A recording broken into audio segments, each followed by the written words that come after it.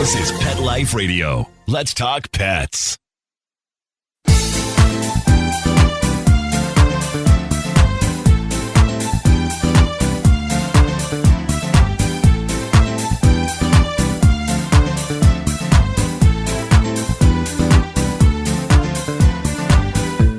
Hello, our cat-loving friends. It's Linda Hall, co-host of 19 Cats and Counting. And if you have listened to us more than a few times, you've probably heard Rita recommend the book, The Lion in the Living Room. It is her favorite book, and believe me, we have a collection of behavior books written by Abigail Tucker. So we are super excited that the award-winning author, Abigail Tucker, has joined us today, and we will be back with her as soon as we get back from this ad. Take a bite out of your competition. Advertise your business with an ad in Pet Life Radio podcasts and radio shows. There is no other pet-related media that is as large and reaches more pet parents and pet lovers than Pet Life Radio. With over 7 million monthly listeners, Pet Life Radio podcasts are available on all major podcast platforms, and our live radio stream goes out to over 250 million subscribers on iHeartRadio, Odyssey, TuneIn, Stitcher, and other streaming apps. For more information on how you can advertise on the #1 pet podcast and radio network, visit PetLifeRadio.com/advertise today. Let's Talk Pets on PetLifeRadio.com.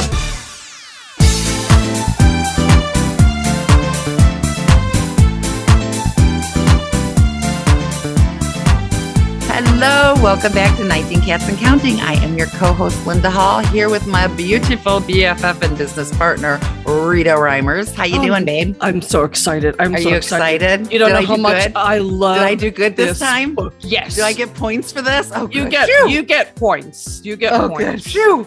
I'll actually next time you visit, I'll actually give you a blanket to sleep on without complaint. That's so nice. Without complaining. That's really I give her daughter nice. whatever she wants, but Linda, I'm like, oh, Then yeah, not I suppose me. you No, want a no blanket kidding. too, right? Yeah, New York Times best-selling author, best-selling book of 2016, out in 13 languages. So apparently we're not her only fans. Yes, and Rita's holding up her Lion in the Living Room, which she's starting to read again. So Abigail Tucker, thank you for joining us. Thank you so much for having me. I'm so excited. We know, look at Rita's just a little gobsmacked. It's going to take a minute for her to come. She's just so excited. And you've got a newer book out now that we want to talk about mom jeans, but you know, The Lion in the Living Room really stands the test. And if there's anything that we try to educate people on, it's why cats act the way they do and where they came from. And your book had the perfect explanation. You want to tell us about writing it and what you found out and why? And why? Yes. Why did you write this book? What made you go on this trek? Yes. So I am a cat person. I was born into a cat family. I've always had cats. In fact, my parents said that they wouldn't have any children until they learned to teach their cats a few tricks. And one of them eventually learned to play fetch with a wine cork. And they were like, perfect. That's as tame as they're going to get. So anyways, I'm a science writer and I've written a lot of books about animals using kind of the tools of natural history writing to understand sort of the backstories of different kinds of critters and how they came to be. And the more I sort of learned about the animal world, the stranger and the less likely the story of the house cat began to seem to me. Even though this animal had always been part of my life, I guess I didn't really understand much about who this creature was and how it came to be here and why. And, you know, writing all these sad natural history stories about this animal going extinct and that animal going extinct, you learn about, you know, the way that humanity kind of takes the world and uses it for all it's worth. But the other interesting thing about our relationship with the house cat is that we just don't get that much out of it when it comes to like stuff you can point to, like we don't eat cat eggs or wear cat fur or drink cat milk or anything like that. It's a relationship that defies explanation in some ways. And I think that, I just kind of wanted to delve into the mystery of why these animals have so much power over us. And we've come up with a lot of explanations over the years, from, oh, they're actually witches, to, oh, no, they carry a mind controlling parasite called Toxoplasma gondii. So we've made up all these weird explanations for why cats are, kind of in charge of our relationship. But I wanted to find out basically what the science said. We tell people all the time, especially we get dog people. You can always tell a dog person, right? They're like, well, I tried rolling up the newspaper. It's not a dog. And, we tell people all the time, we domesticated dogs. We taught them to work for us and be companions and be protectors and do these jobs for us. Cats just chose to hang out, dude. And this is like really colored the rest of life. Exactly. And what's funny is that we tend to equate cats and dogs because these are like the best companion animals. But in fact, both are outliers in terms of the arc of the way humans domesticated animals. So dogs were domesticated long before we domesticated goats and chickens and things like that. Whereas cats are still undergoing the process of domestication. So the cats are sort of the slow pokes. We've never really been in charge of their domestication process. They're what scientists refer to as commensal animals. They're animals that hang out in our sphere, and we change them. They wouldn't exist without us, but we're not in charge of them. And so we think of cats and dogs as being kind of equals in our minds, but really cats are a little bit more like something like a pigeon or a rat, something that is in the human sphere and exploiting us rather than the other way around. And I think one of the funniest ways to go and like check out the difference is to attend a dog show and then a cat show. And that is like it's like, oh, here's the dog that can, detect cancer by sniffing you, or find drugs or bombs, or save you from drowning. And then you go to the cat show and it's just this like display of useless beauty and cuteness, 100%. Yes. Yeah, I'm always saying, we bred dogs for specific breeds to be working dogs for specific purposes, and they all look different. Look at each breed of cat. They look pretty much the same, except for maybe fur length, coloring. They're bred for beauty. They're not bred for any utilitarian purpose at all. Exactly. And then the other interesting thing about that is that dogs, so many more of them we are in charge of how a lot of dogs breed, especially in a place like America. You don't see wild dogs roaming the streets so much. And they, have a lot harder time surviving without us. Their hunting skills aren't as good. They don't have these pack hunting habits. Whereas cats, we only have a say over like a teeny tiny number of who breeds with who. Like most of the cats that are in our houses aren't going to breed with anyone because they've been, altered. Whereas there's this equally large sort of thriving shadow population of cats in alleyways and also in wildernesses and even in crazy places like on the tops of volcanoes or on deserted islands near Antarctica. And those guys are just breeding with abandon there, And so we may nudge one breed this way or one breed that way a little bit, but the vast majority of cats are just beyond our control, and we couldn't control them if we wanted to in terms of like shaping the destiny of their species, basically. Right. Well, and even in behavior, every once in a while, I get the client that I think, oh, I'll bet you look for that magic weight loss pill too, because it's just not that. And they get upset when we want them to do this and this because they want us to just go in and fix the cat, right? There's a screwdriver. There's no tool invented that we can it's like fixed. We have to change you and how we look at the cat. We have to understand the cat. There's a whole psychology. I love dogs, have a dog, but I'm a cat person. I grew up with a dog. I love them too, but I am a cat person. No, their personalities, the stuff in your book, it's that stuff. It fascinates the living heck out of me. Like I can't get enough. Like start talking to me about how whiskers have sensors in them and I'm gone. This is the most fascinating thing in the world. They're so exquisite. And, one of the cool things that I got to do for the reporting was go to this lab where they were doing archaeology on this Neolithic village from, I think, what is modern day Turkey now. And they had sort of evidence of the first house cats coming into these settlements. And we could talk a little bit about that. I love that. You were all over the place. You were really trekking. All over, cats get around. Lions used to be the most widely distributed land mammal, but in the 21st century, that title belongs to the cat. They are everywhere. Yep. And I think we used my head at this very moment, sleeping. Yep. I think we used to be food for cats a long time ago. Saber-toothed tiger. Sure did. That was hilarious. I mean, this is something I think cat people think is hilarious. Is it really hilarious? I'm not sure. But basically, you learn as you start to talk about sort of the deep historical relationships between the human family and the felid family. And basically, what you find is like a lot of these bone sites where archaeologists are learning about early humans are like big cat kills. Their cats killed so many of us and left our remains scattered hither and yon. And now, we can learn about ourselves through these, massacre sites, basically. And some scientists even have these theories that humans couldn't have grown our big brains without our relationship with the big cats, that we originally would have been what's called kleptoparasites. We would have been following around, the prehistoric equivalent of lion prides or saber-toothed tiger prides and taking the remains of the meat that they couldn't get off the bones. And then once we sort of like developed this meat addiction, we were able to like grow these bigger brains. And then we started to be able to kind of compete with the cats a little more rather than just being like these pesky little parasites stealing the trash of giant cats. I love this. And people who say they hate cats, they don't understand cats, but they really don't understand the history of the relationship humans have always had with felines of various types. Exactly. Yeah. Really, literally reading this book can really further your relationship with your cat because you have to understand why they do stuff. And we get so many people that think their cat did this thing out of spite or vengeance and their cat's a jerk or their cat hates them or whatever. And it's like, no. Everything a cat does is for a reason. Or that's my favorite.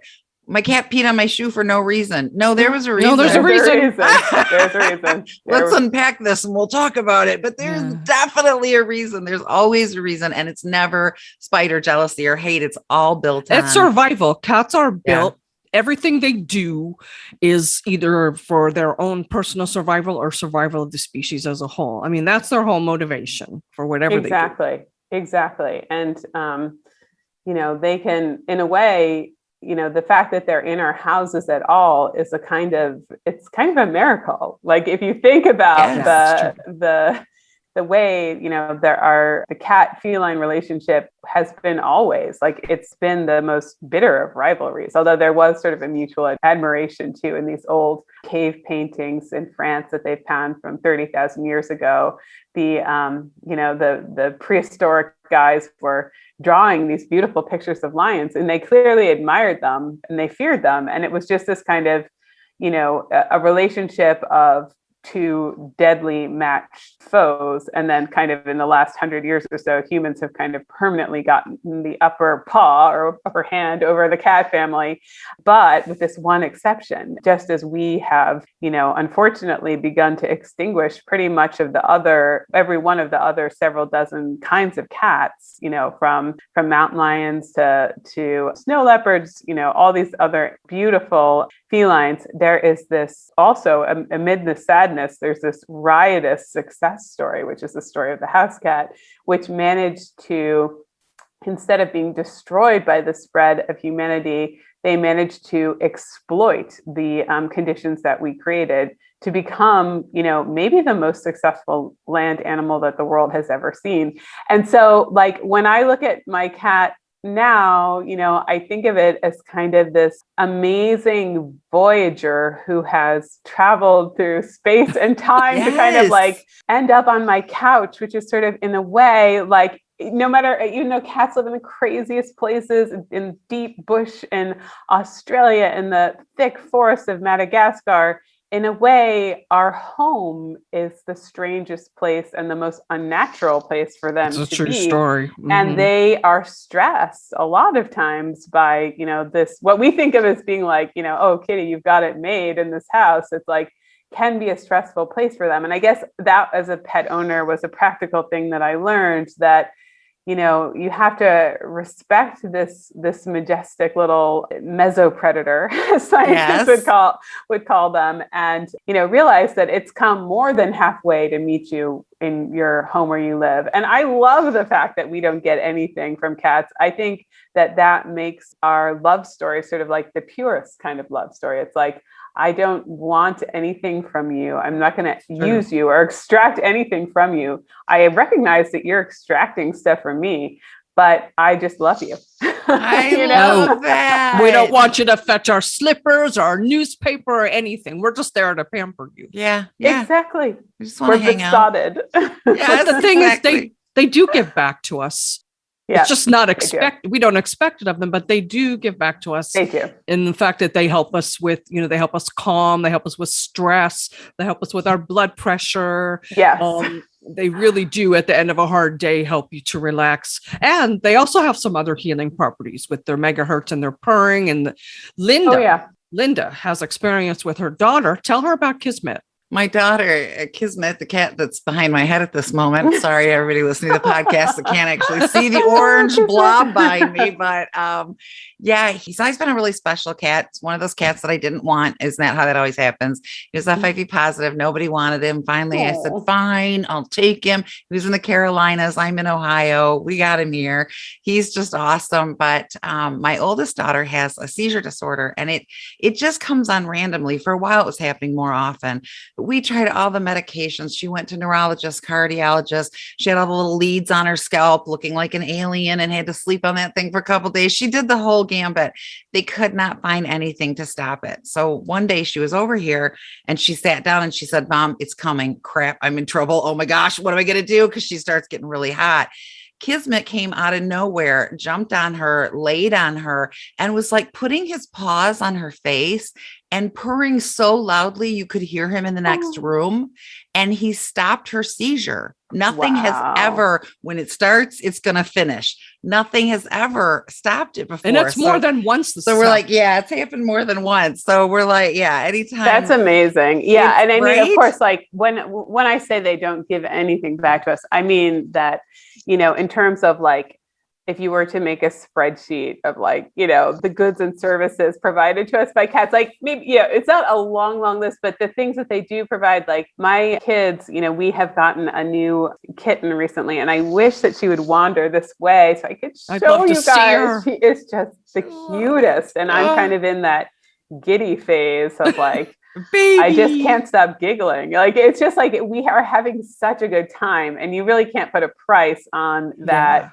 Kind of enjoyment. But true. In terms of like a cold-eyed exchange of like, I'm going to feed you this many calories and you're going to give me this many pounds of flesh, which is like what our humans' relationship with most domesticated animals is. True. It doesn't have any kind of, they're they're a luxury good. They're just something, we love them because they're beautiful. That's good. They're so, I mean, the sensations they provide and the amusement they provide, and we just kind of, I don't know, it says good things about us that we love them, because it means that there can be a selfless capacity to humans. There's not a day when they don't make me laugh. Oh, no kidding. You have to know what you're looking for, and you have to understand how cats communicate, and somebody recently, I don't understand what the obsession is over cats. Dogs show you love. Cats couldn't care less. I'm like, okay, I get it that the dog is wagging his tail and going, and he's so happy to see you and he's waiting at the door. I get it.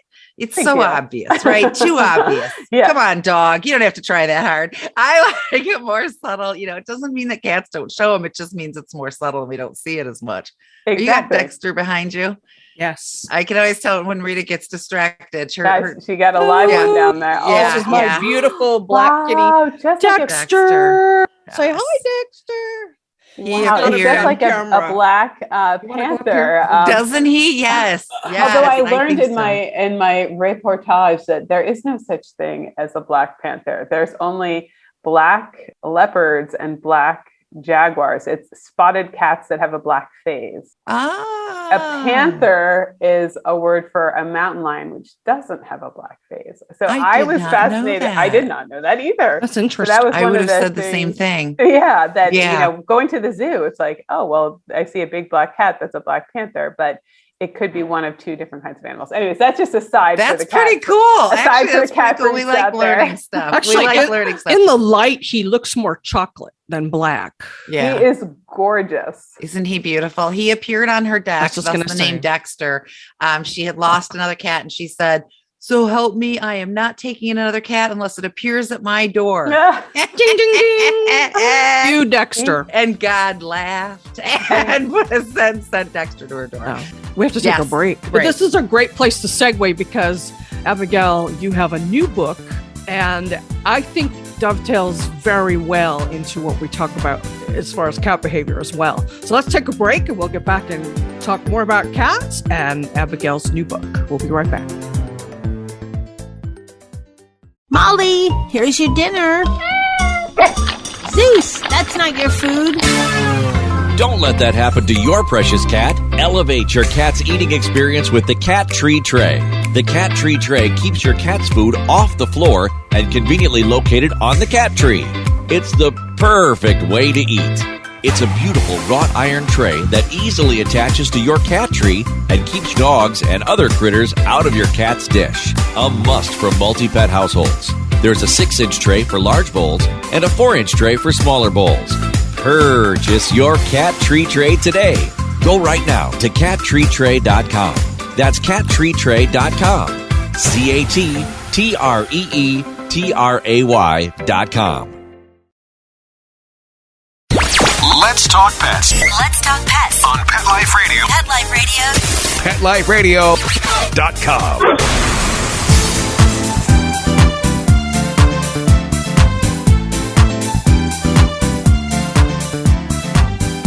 Welcome back to 19 Cats and Counting with my BFF and co-host Linda Hall and our special guest, author of my favorite book in the world, Abigail Tucker, author of The Lion in the Living Room. And if you want to understand your cat better and the history of where cats came into our lives and how they came to be such a big part of our lives, you've got to read that book. Yeah, answers all the questions.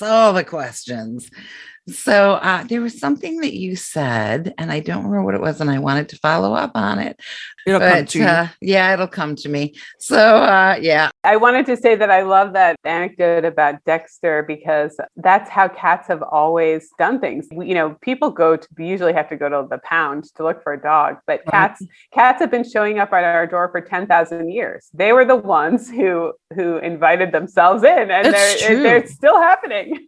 And even at the shelter, I didn't go in and go, "Oh, look, that's pretty. I want that." It was the cat that chose me, that followed me around and wouldn't leave me alone. And it's like, okay, I guess you're coming home. Yeah, exactly. Yeah. Baka, we had gotten one cat and we knew that two was better. So we went back to get another cat, and Baka followed me everywhere and would just on my shoulders and leaping from counter to counter. And finally I said, okay, I think this is my lap cat that I need. I'm getting this cat. We got home and she said, "See you later, sucker." And did not snuggle me once after that. She actually chose my daughter Lizzie to be her person. She was heartbroken when Lizzie went away to college, and I was so worried about her. And then she chose my husband to be her person after Lizzie left. Still not Still not me. They're the crafty. one that went to school, but it's all right. Oh. It's all right. Go ahead. Take everybody but me. Well, hey, if Dexter had his way, he would have gone home with you and Nikki when you were I would have brought Dexter home, but if I bring a 12th cat home, I'm pretty sure my husband's serving me with divorce papers, so I'm not risking it. So this is really Linda's cat. I just take care of him. So yes, I am in love with her cat. Oh my gosh, you were talking about everything that cats teach us and stuff, and so I have been, and I'm working on an article about it, but I have been. Had this epiphany one night that cats, I think all children should be raised in houses with cats because cats teach us consent. If you think about, I've had dogs, and I remember when the kids were little and they're like climbing on the dog who's trying to eat, and the dog looks back at me with this pitiful face, like, "Will you please get this thing off my back?" Yeah. Cat's like, "Ain't happening." And, so you have to learn to watch the cat, and I have to tell my kids, we have a semi-feral cat, especially, that everybody wants to pet because we can't. And she's fluffy and pretty. Well, we can once in a while. Yeah, and so, gorgeous. It's really come at her from her level. Sit as she's sitting, whatever, put your hand out, let her say, okay, how's she acting? Oh, her ears went back off, child. We have really taught them to watch. And I think that every human being in the world needs to treat each other with that. I'm watching your body language. I'm saying that you're not feeling good about that. I'm backing off, right? I'm not pushing. I think that's so true that, you have to sort of learn to read the signs of these little creatures. And I think kids really can do it. And if they don't, then, they face the consequences. That's because cats, like among the other things that I think is fun about cats is like, yeah, we let them mildly assault us. If they don't like us, they'll give us they'll give you a scratch, and, we deserve it a lot of times. And I think it's just it just adds to the silliness to me that we let these heavily armed little predators live in our houses with us and slash at our children. And we're like, oh, exactly. It's so cute because they're not doing it out of anger or revenge or because their motives are always pure. There's no other being on earth like that. Right. Exactly. And that's true. Even humans. Yeah. People ask me often how my dog handles the cats. Well, first of all, I don't think she knows she's a dog. I'm pretty sure she's incredibly confused. And she stands in the litter box of doggy therapy. Yeah. One day she just stood in the litter box. Like, I've seen others do this. I feel like I should. I think I'm not really sure. The new trend. I told her I'd pay her money if she'd actually pee or poop in it, so I didn't have to take her outside in the snow. But no, that didn't happen. Now right? She wasn't helping me out with that. But out of 11 cats, she has gone up to each one and tried to play with them and been biffed in the head, except one, Galway, orange boy on my bed behind me, is the only one that will allow her. And so she knows. You think she's gone back up to anybody else to try to play with them? No, she's not dumb. She's going to get smacked upside the head. And she'll roll around with Galway and she'll growl and really carry on like she's doing something.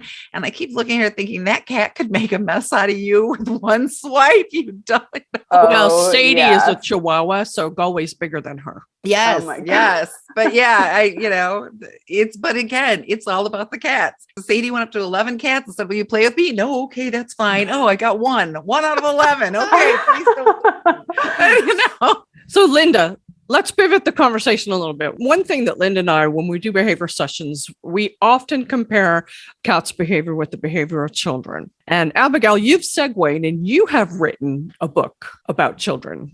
Have you found similarities about their impact on us more, isn't it? From what I was like, I think I need to read this book. Oh gosh. Yeah. It's about it's called Mom Genes, and it's about the way that the maternal transformation, reshapes parents and especially moms' brains. And one of the interesting things is that I learned about, and I wrote about this a little bit in the line in the living room, and I continued the thread in Mom Genes, is about the one reason that we're so basically 10,000 years ago, when we started becoming sedentary people and creating, instead of moving around the landscape, we're building settlements, we're making huge piles of trash, we're killing off all the top predators and ecosystems. And then all of a sudden there's this thing called a mesopredator release, where all these medium-sized predators like foxes and I think badgers and the wild ancestor of the house cat, Felis sylvestris libera, they're all rushing into our, little villages and snatching our trash. And they were so little that we didn't bother to kill them. But it's kind of like the way we think of like raccoons today, where it's just like, right. Oh, pests. Well, the question is, why did cats get to transform further? And why don't we have pet fox? Why don't you have 11 foxes in your house? Or, oh, that would be why, good idea. Yeah. They're like the same. They're the same size and everything. And one reason is that cats have a near perfect set of what is called baby releasers. So the human brain is geared to respond to the sight of an infant's face. And that infant's face is something that, two big eyes, it's a little snub nose, it's a short mouth, and cats have this face more than any other kind of animal. I think I read that somewhere. I was going to say, exactly. Rita has told me this story once, and I'm like, I know where she got it from. Yes. So in the Mom Genes, I went to these labs where they basically take moms, dads, and other people too, basically everyone. And they put them in these skull caps of wires, these EEG machines, to read the electrical readings of their scalps. And then they just like show them a bunch of baby pictures. And basically the human brain just kind of like goes wild for this set of features. And cats don't look like humans more than foxes do because they're any more closely related to us. It has their set of facial features has to do with the way they hunt. They have like these big round eyes close together because they're visual predators that are ambush predators. So they need really good binocular vision. They have short jaws because they do that whole sort of big push and tackle and grab on the neck. And it's just a happy accident for them. But it just showed, like, I got to basically burrow into the maternal brain and see deeper why we are so vulnerable to this set of features, why we find them to be so visually arresting, and a little bit more about sort of I have this interest in why cats took over the internet rather than other animals, and a whole bunch of kind of crazy theories about that. But so that's one sort of common thread, the fact that I learned more about the complete power of the baby releaser over the human brain. And then the other thing was that I just kind of learned about maternal behavior in a lot of different kinds of animals. And we were talking about, dogs are sort of our ultimate, I don't want to say they're not our prisoners, but they're our dependents. They depend on us for food, for love, for social structure, all these things. Whereas your cat, silly and helpless as it looks, like you could plop it outside and it has a good chance of surviving. And the other thing that it has a good chance of doing is raising a litter of kittens in nature without any help from people. And dogs, it turns out, like, even though there are a lot of places in the world where there are packs of street dogs, it turns out that those animals are actually not that good at raising litters of kittens in the wild. They tend to sort of recruit new members, like dogs keep getting out and the packs keep getting bigger, but the packs are not so good at having babies in alleys and growing them to adulthood. And so basically, I learned a little bit about how the process of domestication can erode maternal instincts in animals. And one reason that cats are just like taking the world by storm is that they play it both ways. They can get along in our houses, but their wild instincts and their maternal instincts are more or less intact. So they can conquer a random rainforest in the middle of nowhere and have a bunch of tiny kittens there, and they'll grow up and, eat all the endangered seabirds. Exactly. That's just how they do. That's so true. Because we're always telling people, that these behaviors and these instincts that they do are they're so ingrained into their natural psyche. They're not doing anything to hurt you and everything to help themselves. There's reasons behind everything. And it's all got to do with the survival and the fact that they're still pretty wild in nature, really. Oh, yes. Yes. Yeah. Still operating by instincts. I don't know how many times somebody will ask a question and the answer starts with, in nature, cats are both predator and prey. 8 million times I have made that statement. And if you can't go back, you're just accepting this creature into your house like it's a small dog or any other animal, you're got trouble, because they're just such different and unique creatures. And until you can understand them and why they do the things they do, you're just creating more problems. And we like our clients to know too, because, if your kid gets mad at you and just dumps that red Kool-Aid on you're mad because he was being a jerk, right? So if you think that your cat peed on your bed because your cat's a jerk, you're mad at your cat. You can't fix the problem and come together when you're in a negative space. You got to understand it. Exactly. Yeah. I mean, I talked to, trying to remember the context exactly, but the way that our cats get stressed out in tiny apartment spaces. And basically, I think I talked to, I'm trying to recall this part of the book, but a veterinarian who took like all of the worst case scenario behavior problem cats who were just tearing up their owners' houses, peeing and pooping everywhere, total disasters. And he basically, I believe, took them away from their owners. And even though the owners were trying to shower them with love and hugs and all this stuff, and he like put each one of these like lost cause cats into a small cage and just did everything at the same time every day, came to feed them the same time every day, gave them all the same, exactly, the routine. And that is a routine. Huge parallel with little kids. Routine is everything. And so basically what he found was that, you know, these cats who, some of them were on the verge of being euthanized, their behaviors were so terrible.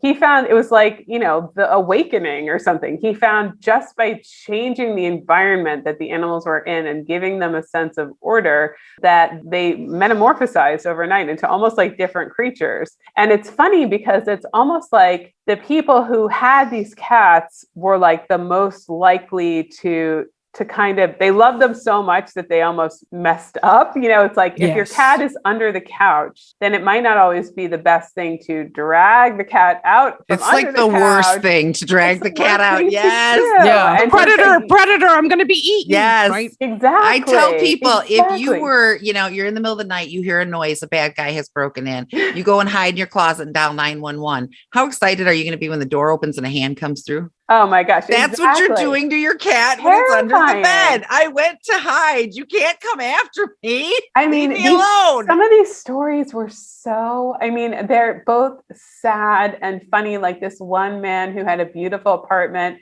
and his cat was so unhinged that he started wearing these special pants made out of like bulletproof material. And he also gave his cat his Kevlar, yes. And he gave his cat his master bedroom that had this magnificent view. And he was just like doing everything he could. But then sometimes it's like, no, the cat doesn't really care about the view of downtown LA. It just wants his food at like, you know, the same time every day, and like not for you to have 10 parties a week or whatever. Like, you know, it's about, so cats can survive in any kind of environment. That's why they've outlasted the lions. That's why they're so successful today. But our homes, though we think of them as being like the cushiest spots, can actually be the most challenging places for cats. And by modifying the environment, we can modify the cat's behavior. And by kind of doing things, thinking of it from a cat's eye view, I guess, and kind of, you know, doing the thing of having the extra litter box, or who wants an extra litter box? Not me really, but the cat does. Tell me about you know, it has, you know, these are solitary animals by nature, and we have to sort of meet them on their terms. And they can also kind of meet us and learn how to communicate with us, but it just isn't quite as natural for them as it is for dogs at first. Yes. For some cats. I have a few cats that will tap me on the shoulder to get my attention. I find that hilarious. Yep. Yeah, I have this new little kitty I have. We had to, most of my cats have been from shelters, and especially just like shelter kittens. This new one is she's called a Siberian.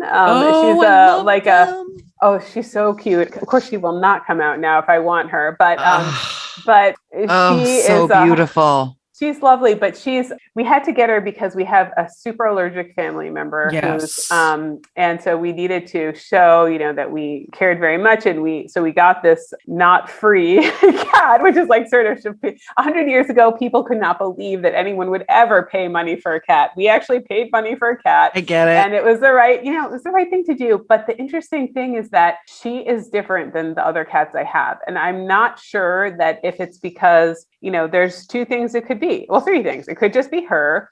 It could be the fact that, you know, this is a business for somebody. And so they spent a ton of extra time socializing her in that critical window of kittenhood. I'm sure. Where I think like a lot of my other kittens had just been like in a box somewhere. Sure, in the that farm. yes. Or it could be that with some of these little breeds, we have actually made progress in terms of like modifying their behavior and the way that they relate with us, because I have never met a more social cat.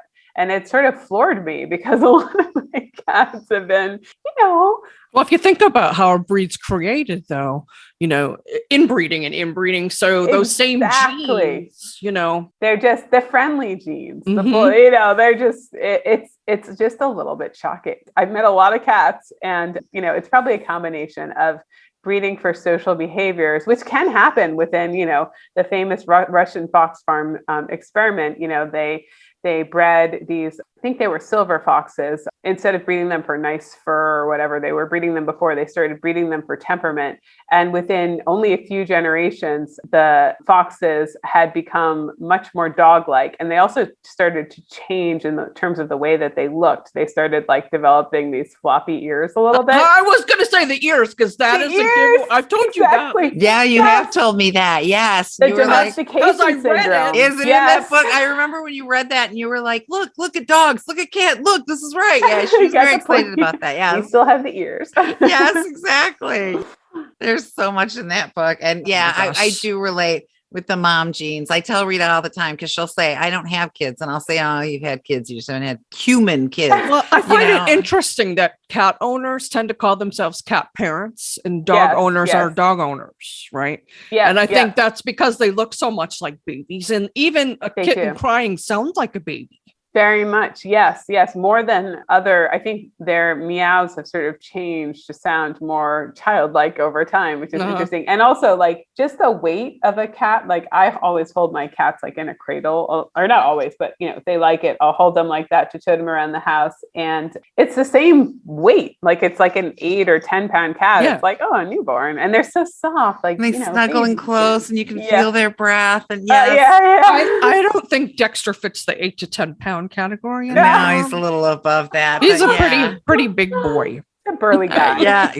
Yeah, he's gonna be a big old Tom. I keep telling you that. We could keep talking and talking and talking. We've gone over 30 minutes, but I want to make sure that we wrap this up. And Abigail, I want your new book. Sounds like there's a lot of wonderful insights in that book as well. Oh, thank you guys. Thank you so much. Yes. And available on Amazon. We've got abigailtucker.com. Where else can they find you? What else do they need to know about you? That's pretty much it. I think the books are available wherever books are sold, but I appreciate it, guys. This has been so much fun. I love going back to cats. Moms are interesting, but cats are even more interesting. Yes, agreed. Well, I was just so excited when you wrote back because I thought I'm going to try to see if I can get Abigail Tucker for Rita. And she surprised me. She surprised me. Yeah, I didn't tell her I was doing it. So your guys has had too good of a name. I could not say no to somebody with such a cool name. It's all in the name. They can't pass us up because of the name. Well, anytime you're doing anything, you want to promote anything, you want to talk about anything, you're welcome to come back. I know there's so much more about the cat psyche that we could dive into. And I love that. All pets in general. It's fascinating how each and every species has come into our lives. Yes. I agree. And get The Lion in the Living Room. There's a reason it was on the New York Times bestseller list. Yeah, it'll give you some great insight. Thank you, guys. Unfortunately, we have to wrap it up here, but I have to thank Abigail Tucker, author of my favorite book, The Lion in the Living Room. If you don't have it, please get it. Thank you so much for appearing on our podcast. Linda Hall, as always, my best friend and cohort, my partner in all things. And of course, Mark Winter for putting our show on Pet Life Radio. We have to give him a big, huge thank you. Please visit our website, catbehavioralliance.com, if you need cat behavior help. We are turning our company into a 501c3 nonprofit, and soon we will be building Sadie's Heart, Cat Sanctuary, and Outreach. So please find out more about that on our website too. Until next time, remember, every day is Catterday. Let's Talk Pets, every week on demand, only on PetLifeRadio.com.